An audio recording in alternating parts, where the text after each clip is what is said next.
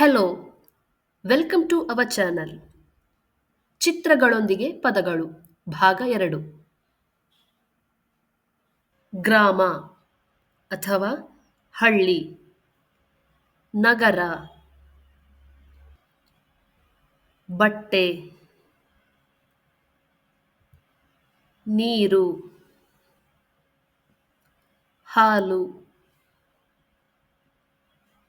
ಜೇನು, ಬೆಲ್ಲ, ಆಭರಣಗಳು, ಎಣ್ಣೆ, ತೈಲ, ಬೇರು, ಮರದ ಕೊಂಬೆ, ಕಾಂಡ, ಎಲೆ, ಸಿಮೆಂಟು, ವಿದ್ಯುತ್,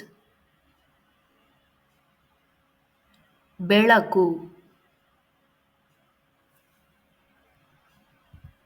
ಕತ್ತಲು, ಬಕೆಟ್, ಬಿಂದಿಗೆ. More videos are coming up.